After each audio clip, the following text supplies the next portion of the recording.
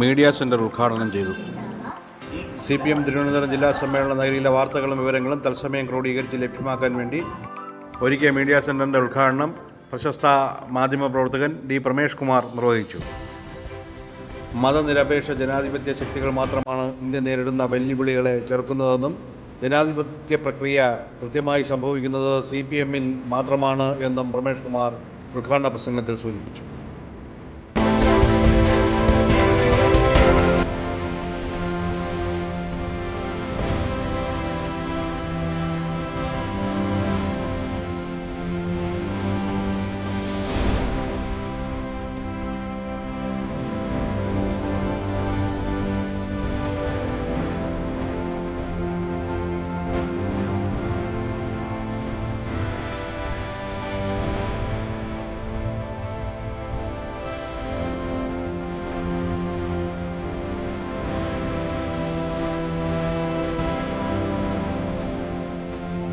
രാഷ്ട്രീയ നേട്ടം കൊയ്യാൻ ശ്രമിക്കുന്ന ശക്തികൾ വീണ്ടും സജീവമായി തലമുക്കി എന്ന് തോന്നിപ്പിക്കുന്ന വാർത്തകളാണ് ദൈനംദിന വാർത്തകളിൽ, നമ്മുടെ പത്രങ്ങളിൽ, ടെലിവിഷൻ ചാനലുകളൊക്കെ നിറഞ്ഞുകൊണ്ടിരിക്കുന്നത്.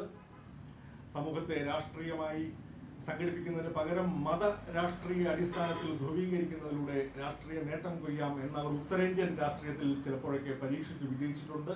ആ ഫോർമുല കേരളത്തിൽ പകർത്താനുള്ള ശ്രമത്തിന്റെ ഭാഗമായിട്ടുള്ള ചില അസ്വസ്ഥതകൾ, സംഘർഷങ്ങൾ, കലാപങ്ങൾ, കലാപസമാനമായ സംഘർഷങ്ങളൊക്കെ സൃഷ്ടിക്കുന്നു. നിഷ്ഠൂരമായ കൊലപാതകങ്ങൾ നടത്തുന്നു.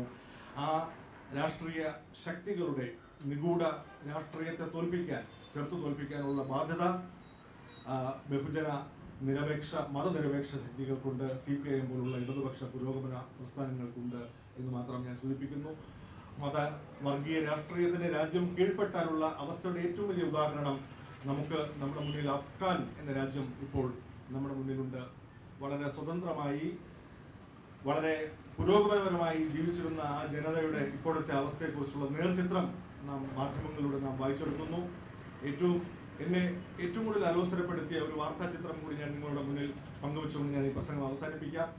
നമുക്കറിയാം, ചില വാർത്താ ചിത്രങ്ങൾ ചരിത്രം നമ്മെ ഓർമ്മിപ്പിക്കാറുണ്ട്. പണ്ട് വിയറ്റ്നാം യുദ്ധകാലത്ത് അമേരിക്ക പ്രയോഗിച്ച നാപ്പാം ബോംബ് ആക്രമണ സമയത്ത് ഒരു 9 വയസ്സുകാരി ആ ബോംബിങ്ങിൽ നിന്ന് രക്ഷപ്പെടാൻ വേണ്ടി നഗ്നയായി ഓടുന്ന ഒരു ചിത്രം നമ്മുടെയൊക്കെ മനസ്സിലുണ്ട്. ആ ചിത്രം പകർത്തിയ അസോസിയേറ്റഡ് പ്രസ് എന്ന് പറയുന്ന വാർത്താ ഏജൻസിയുടെ ഫോട്ടോഗ്രാഫർ നിക് വുഡ് എന്ന് പറയുന്ന ഒരു ഫോട്ടോഗ്രാഫർ അദ്ദേഹത്തിന്റെ വാർദ്ധക്യത്തിലേക്ക് ഇപ്പോൾ പ്രവേശിച്ചു. അടുത്ത കാലത്ത് അദ്ദേഹം കേരളത്തിൽ സന്ദർശനം നടത്തിയിരുന്നു, കഴിഞ്ഞ വർഷങ്ങളിലൊക്കെ തന്നെ. ആ ചിത്രം ഒരു യുദ്ധത്തിന്റെ ഭീകരത നമ്മെ വിളിച്ചു പറയുന്ന അല്ലെങ്കിൽ അറിയിക്കുന്ന ഒരു ചിത്രമാണ്. ആ ചിത്രം അതുപോലുള്ള പല ചിത്രങ്ങളും ഈ അടുത്ത കാലത്തായിട്ട് അലാൻ കുർദി എന്ന് പറയുന്ന ഒരു കുർദിഷ് ബാലന്റെ, സിറിയയിലെ ഒരു 3 വയസ്സുകാരൻ കുട്ടിയുടെ ചിത്രം കടൽ തീരത്ത് അടിഞ്ഞ ചിത്രം നിങ്ങൾക്ക് ഓർമ്മയുണ്ടാവും. യൂറോപ്യനിലെ റെഫ്യൂജി ക്രൈസിസ്, അഭയാർത്ഥിക പ്രതിസന്ധി, അതിനെ വെളിവാക്കുന്ന ചിത്രം നമ്മുടെ മുന്നിലുണ്ട്. അതുപോലെ തന്നെ ഏറ്റവും നമ്മെ ചിന്തിപ്പിക്കുന്ന, നമ്മെ വിഷമിപ്പിക്കുന്ന, അല്ലെങ്കിൽ ഈ വംശത്തിന്റെ അല്ലെങ്കിൽ മനുഷ്യകുലത്തിന്റെ പ്രസക്തിയെക്കുറിച്ചും അവരുടെ ഭാവിയെക്കുറിച്ചും ഒക്കെ ഒരു നിമിഷം നമ്മളെ ചിന്തിപ്പിക്കുന്ന ഒരു ചിത്രമാണ്.